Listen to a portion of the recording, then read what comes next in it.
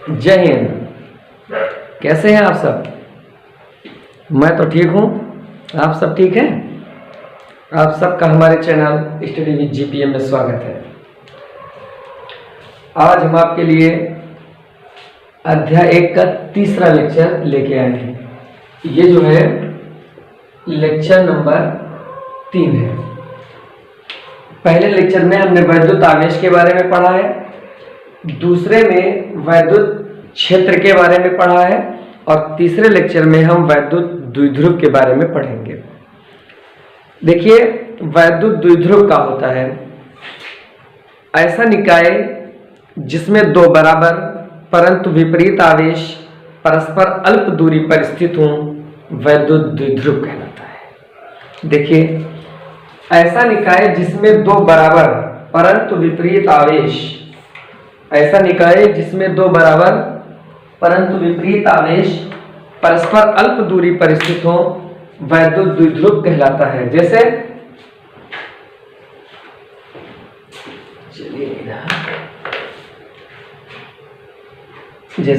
ये कोई एक माइनस क्यू आवेश है, दूसरा एक प्लस क्यू आवेश हो और इन दोनों के बीच की दूरी स्मॉल आर हो। एक माइनस क्यू आवेश हो, एक प्लस क्यू आवेश हो, इनके बीच की दूरी अल्प हो। अल्प दूरी जो होती है वो हम डबल में लेते हैं। जैसे इनके जो बीच की दूरी कहीं भी किताबों में आप देखेंगे, कहीं भी लिखा देखेंगे तो 2l लिखेंगे। कम दूरी की वजह से इसमें 2 की गुणा करके लिया जाता, आधा करना हो तो ll बढ़ जाता है, ठीक है। इस वजह से हम कम दूरी को 2l मान लेते हैं।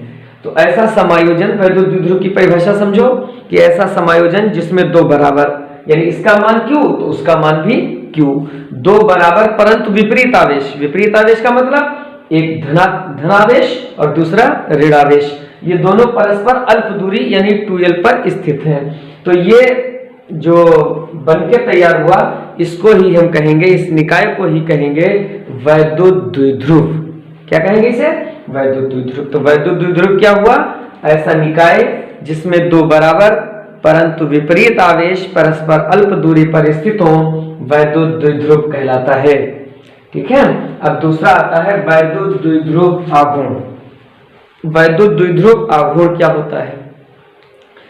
वैद्युत द्विध्रुव आघूर्ण वैद्युत द्विध्रुव के किसी एक आवेश के परिमाण, दोनों बराबर होते हैं तो कोई सा भी परिमाण ले लो, चाहे ये वाला ले लो, ये ले लो, दिशा तो लेनी नहीं, सिर्फ और सिर्फ परिमाण। तो वैद्युत द्विध्रुव के किसी एक आवेश के परिमाण और उनके बीच की दूरी के गुणनफल को वैद्युत द्विध्रुव आघूर्ण कहते हैं। इसे P से प्रदर्शित करते हैं। तो वैद्युत द्विध्रुव आघूर्ण वैद्युत आवेश के किसी एक परिमाण और उनके बीच की दूरी के गुणनफल को वैद्युत द्विध्रुव आघूर्ण कहते हैं। इसे P से प्रदर्शित करते हैं।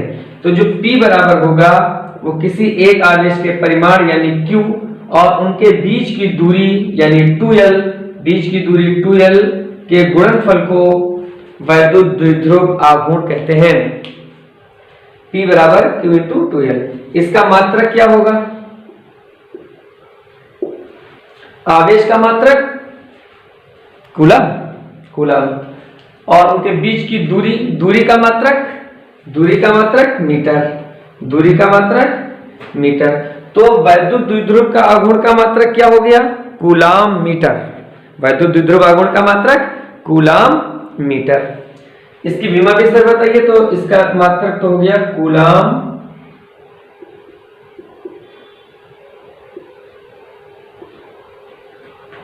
मीटर। इसकी विमा क्या हो जाएगी? Q आवेश है, आवेश की विमा क्या बताई थी? AT। इसकी विमा दूरी की विमा क्या होती? L। दूरी की विमा L। तो इसकी विमा बन जाएगी LTA।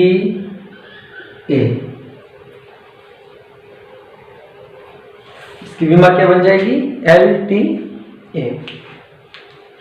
वैद्युत द्विध्रुव के कारण, अगली हेडिंग, वैद्युत द्विध्रुव के कारण अक्षीय स्थिति में किसी बिंदु पर उत्पन्न वैद्युत क्षेत्र की तीव्रता। वैद्युत द्विध्रुव के कारण अक्षीय स्थिति में उत्पन्न किसी बिंदु पर वैद्युत क्षेत्र की तीव्रता। देखिए थोड़ा सा पहले हिंदी में लिख लेंगे। माना एक वैद्युत द्विध्रुव AB, माना एक वैद्युत द्विध्रुव AB जो -q और +q आवेशों से मिलकर बना है। इस तरीके से ऊपर बना है वैद्युत द्विध्रुव।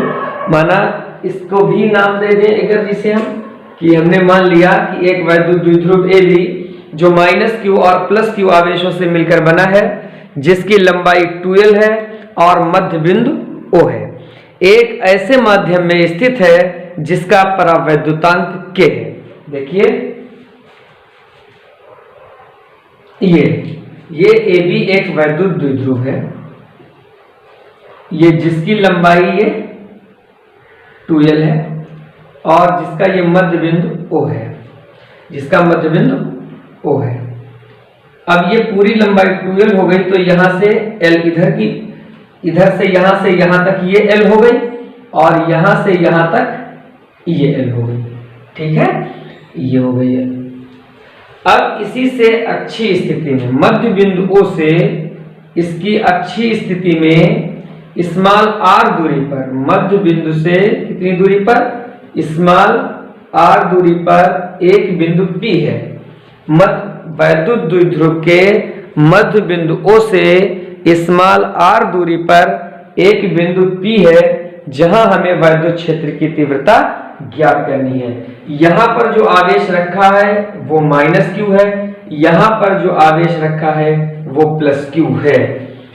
अच्छा एक बात बताओ, +q आवेश से बिंदु P की दूरी कितनी हो जाएगी?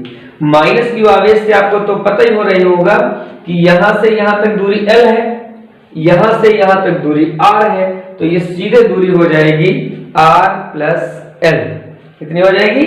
R + L। अब इस P बिंदु से इस B बिंदु की दूरी क्या हो जाएगी? +q आवेश बिंदु B पर स्थित है, तो बिंदु B की दूरी कितनी हो जाएगी? देखिए यहां से यहां तक कितनी हो गई? R। यहां से यहां तक कितनी हो गई? L। सपोज जिसे कोई रेखा यहां से यहां तक ये खींची है, एक रेखा ये यहां से यहां तक है, तो ये पूरे का मान अगर 10 हो और इधर का मान 3 हो तो ये कितना आ जाएगा? ये तो बहुत जल्दी बता दिया भाई साहब। तो इसी तरीके से यहां से भी यहां से यहां तक दूरी है R और यहां से यहां तक है L, तो ये बची हुई दूरी क्या हो जाएगी? R - L। बची हुई दूरी क्या हो जाएगी? R - L। तो यहां से यहां तक जो दूरी हो जाएगी वो हो जाएगी R - L, और यहां से जो दूरी हो जाएगी वो हो जाएगी R + L। बिंदु P पर दो आवेशों के कारण वैद्युत क्षेत्र की तीव्रता लग रही है, एक +q आवेश के कारण और एक -q आवेश के कारण वैद्युत क्षेत्र की तीव्रता लग रही है। तो सबसे पहले हम निकाले लेते E + q, यानी +q आवेश के कारण वैद्युत क्षेत्र की तीव्रता। हमने क्या पढ़ रखा है कि E = 1/4 पाई ε0 के q/r²। किसी बिंदु आवेश के कारण उत्पन्न वैद्युत क्षेत्र की तीव्रता के लिए हमने कल सूत्र पढ़ा था कि E मतलब एक तो E = F/q था, और दूसरा जो बिंदु आवेश के कारण वैद्युत क्षेत्र की तीव्रता आई थी उसे 1/4 पाई ε0 के q/r² था।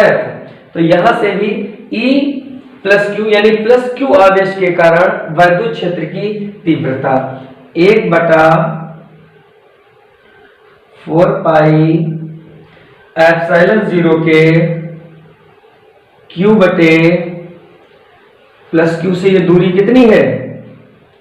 R - L²। इसकी दिशा किधर की होगी? BP दिशा। ये जो वैद्युत क्षेत्र की तीव्रता लगेगी ये BP दिशा में लगेगी, BP दिशा में लगेगी। ये समीकरण नंबर 1। E - q आवेश के कारण वैद्युत क्षेत्र की तीव्रता, माइनस क्यू आवेश के कारण वैद्युत क्षेत्र की तीव्रता 1/4 पाई एप्सिलॉन 0 के Q बटा R प्लस L का स्क्वायर, समीकरण नंबर 2। ये माइनस है तो इसकी दिशा B A दिशा में, तो इनकी जो मतलब तीव्रताओं की दिशा है वो विपरीत है। इस पे वैद्युत क्षेत्र की तीव्रता में तो बताया था सदिश राशि होती है, तो BP दिशा में लगेगी प्लस क्यू आवेश के कारण, और माइनस क्यू आवेश के कारण जो वैद्युत क्षेत्र की तीव्रता लगेगी वो PA दिशा में लगेगी, वो PA दिशा में लगेगी। अब देखिएगा, बिंदु P पर हमें परिणामी तीव्रता निकालनी है, मतलब प्लस क्यू आवेश के कारण हमें तीव्रता प्राप्त करनी है और माइनस क्यू आवेश के कारण तीव्रता प्राप्त करनी है। तो जो परिणामी तीव्रता होगी, परिणामी तीव्रता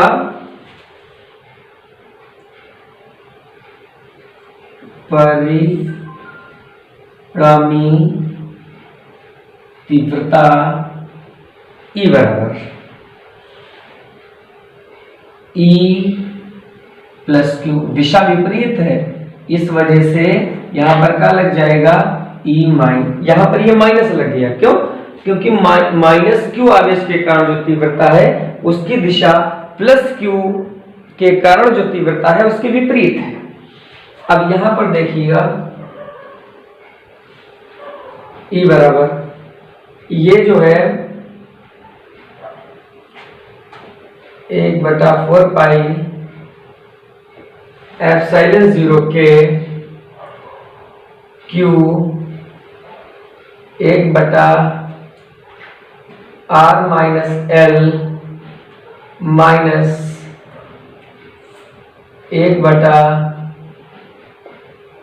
प्लस L का स्क्वायर। ये देखो मतलब सही आ रहा है नीचे वाला।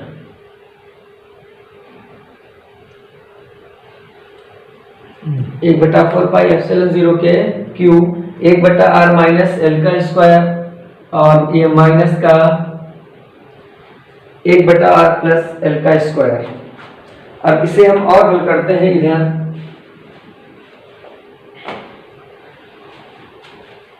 E बराबर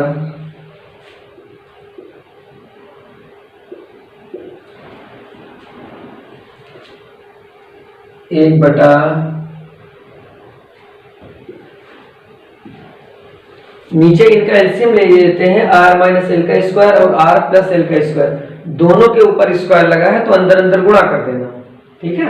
इसे अगर लिखा हो मान लो 5 की घात 2 गुणे 6 की घात 2, तो इसे 30 की घात 2 लिखा जा सकता है। 5 की घात 2 6 की घात 2, तो ऊपर घातें अगर समान है तो नीचे गुणा कर दो, 5 छक्का 30 की घात 2। उसी तरीके से यहाँ पर भी हम गुणा कर लेंगे, यहाँ पर लिखा हुआ है R माइनस एल की घात 2, यहाँ लिखा R प्लस एल की घात 2, तो R माइनस एल और R प्लस एल की गुणा कर लेंगे और घात 2 लगा देंगे, ठीक है। तो ये अभी फिलहाल हम लिखे देते हैं, ये इनका लासा इन्हीं की गुणा हो जाएगी। R माइनस एल से भाग देंगे तो R माइनस एल की घात 2 कैंसिल हो जाएगा, क्या बचेगा R प्लस एल की घात 2। इसका इधर हम 1 में गुणा कर देंगे, ये हो गया 1 में गुणा कर दिया, माइनस लगा तो ये माइनस लगा दिया, R प्लस एल के होल स्क्वायर से भाग देंगे तो R प्लस एल का होल स्क्वायर कैंसिल हो जाएगा, R माइनस एल का स्क्वायर बचेगा, इसकी फिर 1 में गुणा कर देंगे, ये बच जाएगा। देखिएगा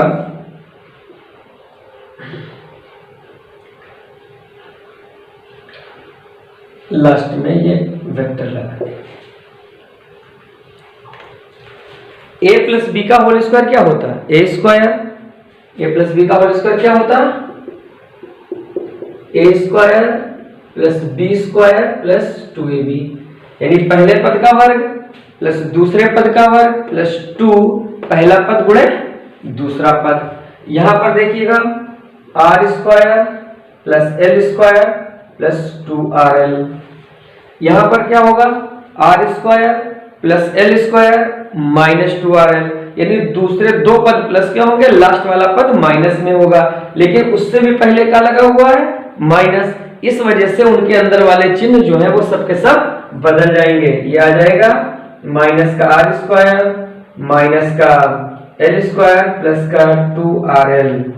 नीचे क्या होगा, R minus L, R plus L की गुणा कर लेंगे तो ये हो जाएगी R square minus L square, और ऊपर लगा देंगे होल स्क्वायर। यहां देखिएगा आर स्क्वायर से ये R square cancel, L square से ये एल स्क्वायर कैंसिल, ये बचा 2RL और ये भी 2RL यानी 4RL हो जाएगा। यहां पर देखिएगा जो L का मान है वो R से छोटा है। छोटा क्या, ये ज्यादा छोटा है, L का मान R से बहुत छोटा है, इसलिए जो L स्क्वायर है वो और भी ज्यादा छोटा हो जाएगा R स्क्वायर से। चूंकि L का मान R से छोटा है इसलिए L स्क्वायर और ज्यादा छोटा हो जाएगा R स्क्वायर से, इसलिए L square can be neglected, इसलिए हम L स्क्वायर को छोड़ सकते हैं। जब L स्क्वायर को तुम छोड़ दोगे तो देखिए ऊपर क्या बनता है, 1/4 पाई एप्सिलॉन 0 के क्यूब, ऊपर ये क्या बन गया है 4RL बटे, L स्क्वायर को छोड़ दोगे तो R की घात हो जाएगा 4, R की घात कितना हो जाएगा 4, ये बनेगा जाके 1/4 पाई एप्सिलॉन 0 के, ये 4RL है तो R की एक घात कैंसिल हो जाएगी तो नीचे बचेगी R की घात 3, नीचे बचेगी R की घात, ऊपर एक लिखी हुई है नीचे घात लिखी हुई है 4, तो एक घात कैंसिल हो जाएगी, नीचे बचेगी घात 3। ये क्या लिखा हुआ है, ये लिखा हुआ है 4L बचा, ये Q बचा। यहां पर इसे ऐसे लिखा जा सकता है कि 2 गुणे 2QL, 2 गुणे 2QL, या Q गुणे 2L लिख दो, चाहे कुछ भी लिख दो, तो 2 गुणे 2QL, तो लिखा हुआ तो यही है क्योंकि गुणा भाई QL होगी, और यहाँ पर 4 है, 4 को हमने 2 गुणे 2 लिख दिया। ये क्यों लिख दिया, क्योंकि ये वैद्युत द्विध्रुव आघूर्ण जो होता है वो Q गुणे 2L, तो Q गुणे 2L ये हो गया है। ये इससे चाहो तो ऐसे लिख लो तो कि Q गुणे 2L, अगर दिक्कत हो तो अपने ऐसे लिख लो, तो Q गुणे 2L को हम लिख सकते हैं P, तो यहां से E बराबर आ गया 1/4 पाई एप्सिलॉन 0 के 2P बटा R क्यूब। और यदि माध्यम वायु या निर्वात हो, यदि माध्यम वायु या निर्वात हो तो K बराबर 1 हो जाता है। तब यह सूत्र क्या बनेगा जाके, E बराबर 1/4 पाई एप्सिलॉन 0 2P बटा R क्यूब। ये वाला कब लगेगा, यदि माध्यम वायु या निर्वात हो।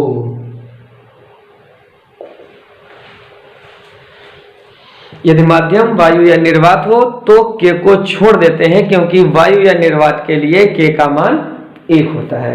इस तरीके से हमने देखा कि वैद्युत द्विध्रुवाघूर्ण का सूत्र एक आया, P बराबर Q गुणे 2L, वैद्युत द्विध्रुव के कारण अच्छी स्थिति में जो वैद्युत क्षेत्र की तीव्रता आई, E बराबर 1/4 पाई एप्सिलॉन 0 2P बटा R क्यूब। ठीक है, तो ये वैद्युत क्षेत्र की तीव्रता एक सदिश राशि है, चाहो तो इसके ऊपर वेक्टर भी लगा सकते हो। तो ये सूत्र आ गया। अब इसके बाद ये देखिएगा, नोट करना चाहो तो नोट कर सकते हो। अब इसके बाद देखते हैं कि वैद्युत द्विध्रुव के कारण निरक्षीय स्थिति में उत्पन्न वैद्युत क्षेत्र की तीव्रता।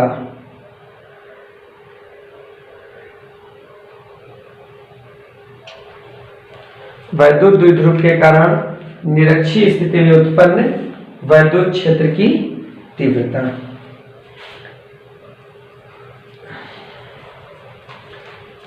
अब हम इसे रफ करते हैं। और वैद्युत द्विध्रुव के कारण निरक्षीय स्थिति में उत्पन्न वैद्युत क्षेत्र की तीव्रता देखते हैं।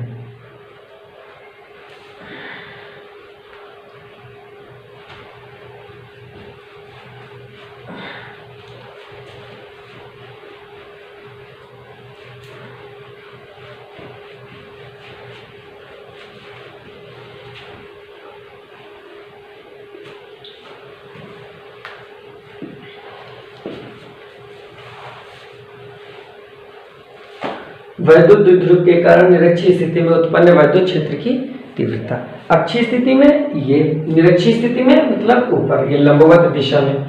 तो इसके लिए भी वही पहले हिंदी में थोड़ा लिख लेंगे कि माना एक वैद्युत द्विध्रुव AB जो -q और +q आवेशों से मिलकर बना है, जिसकी लंबाई 2l है, मध्य बिंदु O है, एक ऐसे माध्यम में स्थित है जिसका परावैद्युतांक K है।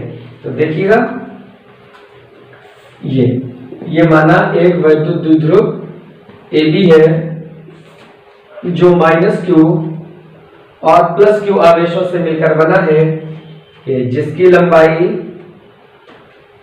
2l है, मध्य बिंदु O है, एक ऐसे माध्यम में स्थित है जिसका परावैद्युतांक K है।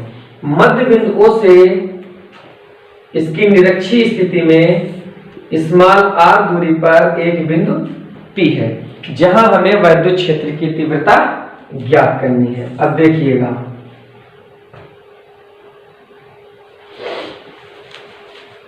ये दूरी 2l हुई, तो इधर l हो गई और इधर l हो गई। 2l है भाई, तो l इधर हो गई, l इधर हो गई। अब देखिएगा, यहां पर ये जो दूरी है AP² बराबर, चूंकि ये वाला कोण 90 अंश का है, तो इसके सामने की भुजा ये कर्ण होगी। पाइथागोरस प्रमेय होती कि कर्ण पर बना वर्ग शेष दोनों भुजाओं पर बने वर्गों के योग के बराबर होता। यानी ये जो AP² बराबर है, ये क्या हो जाएगा, R² + L²।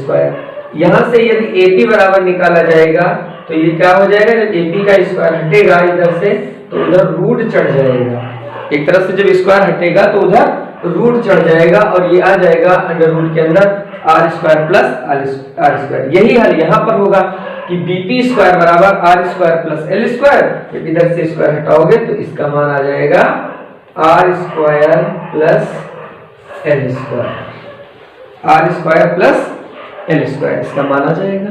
ठीक है, अब हमें निकालना है।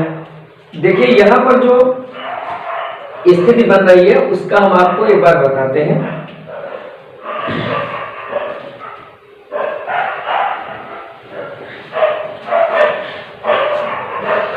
यहाँ पर कैसी स्थिति बन रही है,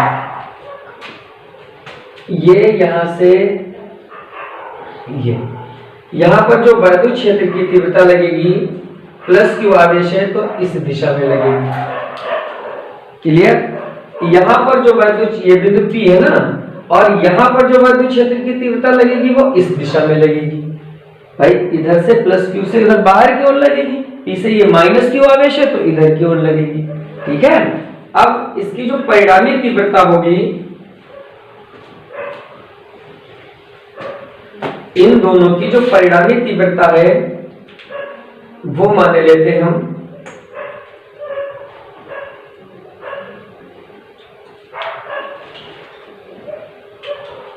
परिणामी तीव्रता की दिशा ये है। इधर जो दिशा वो लग रही है तीव्रता वो मान लिया E1, और इधर की ओर जो लग रही है वो मान लिया E2 है। इधर E1 है और ये वाली E2 है।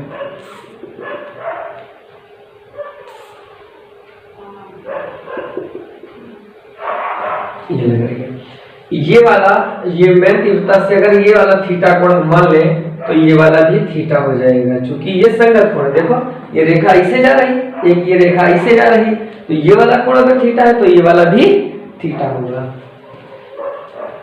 इसको दो घटकों में वियोजित करने पर, इसको हम अलग बना लें तो ज्यादा आप समझ पाएंगे। देखो ये कोई बिंदु P है, ये तीव्रता E1 है, ये तीव्रता E2 है, ये परिणामी तीव्रता है और ये कोण थीटा है।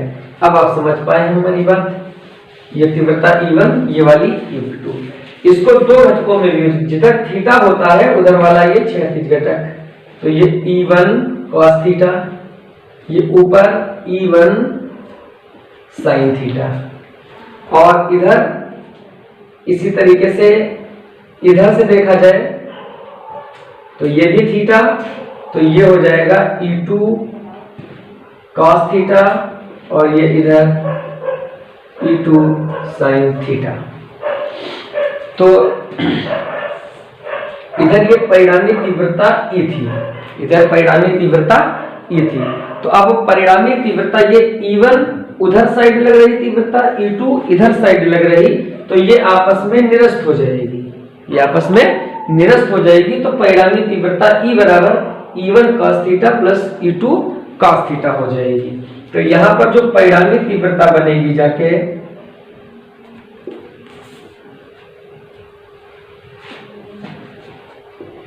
E बराबर E1, रुक जाइएगा पहले हम निकाल तो लें,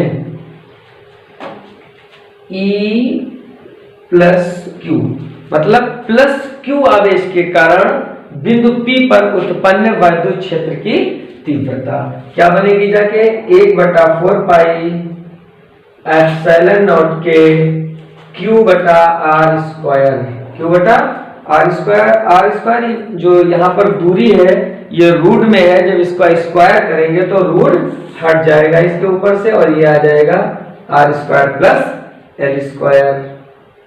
समीकरण 1 E माइनस Q, यानी माइनस Q आवेश के कारण विद्युत क्षेत्र की तीव्रता क्या बनेगी जाके 1/4 पाई एप्सिलॉन नॉट के, और ये बनेगा जाके Q बटा R square plus L square. दोनों दूरी समान है तो तीव्रता भी समान होगी, सिर्फ दिशा अलग अलग है। इसकी दिशा ये देखिएगा, ये दिशा है, इसकी दिशा ये दिशा है। अब देखिएगा परिणामी तीव्रता इसकी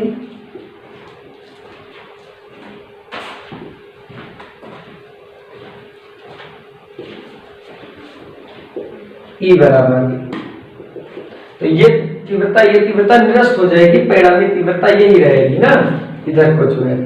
तो E बराबर ये E1 cos theta plus E2 cos theta, E1 cos theta plus E2 cos theta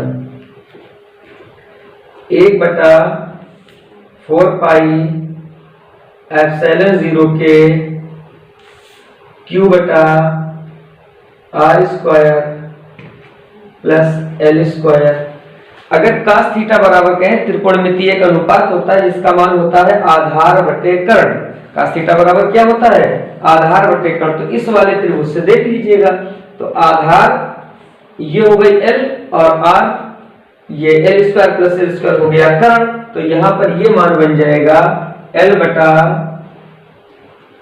plus L square, ये हो गया root plus E2 1/4 pi epsilon 0 के Q बटा R square plus L square L बटा under root R square plus L square. मतलब जो इसका मान है वही इसका मान है, बिल्कुल एक जैसा। तो E बराबर, तो इनको जोड़ दो, जब एक ही जैसा लिखा हुआ है तो 2 1/4 पाई एप्सिलॉन 0 Q, ये घात जो है 1 है और यहां पर ये घात आधी है, 1 और आधा 1.5 को लिख सकते 3/2। तो R square plus L square की घात 3/2 इंटू L। ये देखिएगा E बराबर, चूंकि L का मान बहुत छोटा है R से, इसलिए एल स्क्वायर और ज्यादा छोटा हो जाएगा आर स्क्वायर से, इसलिए L square can be neglected, उसे हम छोड़ ही देते हैं। अब यहां पर जो बनेगा जाके वो ये देखिएगा 1/4 पाई एप्सिलॉन 0 के ये 2ql, यहां पर देखिएगा r की घात कितनी बना, एल स्क्वायर तो खत्म ही हो गया, r की घात 2 और ये 3/2, तो ये 2 से 2 कैंसिल हो जाएगा, बचेगा r3। E बराबर 2ql वैद्युत द्विध्रुव आघूर्ण, 2ql वैद्युत द्विध्रुव आघूर्ण, तो ये बन गया जाके 2ql की जगह पर हम क्या लिख सकते p/r³।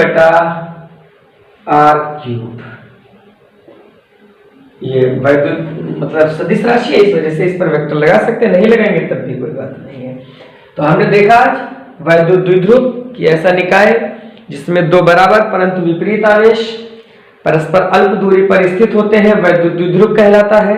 वैद्युत द्विध्रुव आघूर्ण देखा कि किसी एक आवेश के परिमाण उनके बीच की दूरी के गुणनफल को वैद्युत द्विध्रुव आघूर्ण कहते हैं। वैद्युत द्विध्रुव के कारण अक्षीय स्थिति में वैद्युत क्षेत्र की तीव्रता देखी, क्या सूत्र आया 1/4 पाई एप्सिलॉन 0 के 2p/r³, और वैद्युत द्विध्रुव के कारण निरक्षीय स्थिति में उत्पन्न वैद्युत क्षेत्र की तीव्रता देखी, E बराबर 1/4 पाई एप्सिलॉन 0 के p/r³। यदि माध्यम वायु या निर्वात हो तो यही तीव्रता E बराबर बन जाएगी 1/4 पाई एप्सिलॉन 0 p/r³।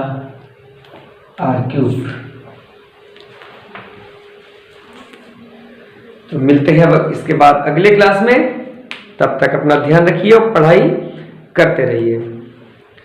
विद्यार्थियों के लिए जो जाड़े का समय होता है वो पढ़ने के लिए बहुत अच्छा होता है, इससे अच्छा विद्यार्थियों के लिए कोई समय नहीं होता।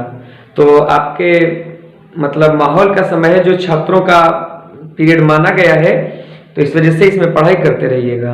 ठीक है, थैंक यू।